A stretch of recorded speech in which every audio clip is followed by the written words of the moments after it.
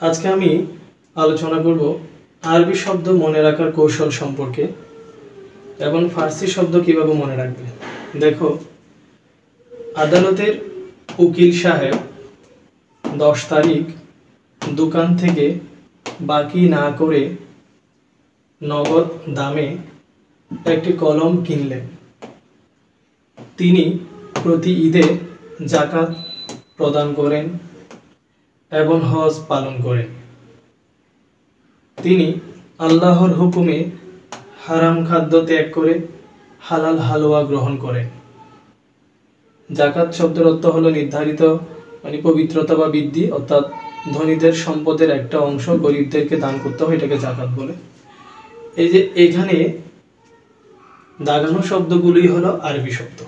যেমন আদালতের উকিল, এখানে আদালত আরবি শব্দ, উকিল আরবি শব্দ, তারিখ আরবি শব্দ, বাকি আরবি শব্দ, নগদ এটা আরবি শব্দ, কলম আরবি শব্দ, ঈদে, যাকাত, হজ, আল্লাহ, হারাম, হালাল, হালুয়া, এগুলো তোমাদের পাঠ্য বইতে যে আরবি শব্দগুলো দেওয়া আছে দেখো, আল্লাহ, হারাম, হালাল, হজ, যাকাত, ঈদ, উকিল, কলম, নগদ, বাকি, আদালত, তারিখ, হালুয়া, এই সব কয়টি শব্দ এখানে রয়েছে। কাজে এটা যদি মনে রাখতে পারো আরবি শব্দ সহজেই খুঁজে বের করতে পারবে। এরপর দেখো ফার্সি শব্দ। আনোয়ার বিদেশ থেকে তুষক ও চশমা আমদানি করে দোকান ও কারখানা গড়ে তুললেন। সে দুজকের ভয়ে খোদার সন্তুষ্টির আশায় নামাজ ও রোজা আদায় করে। এখানে আনোয়ারের পর আমি ব্র্যাকেটের মধ্যে জানোয়ার লিখেছি কেন?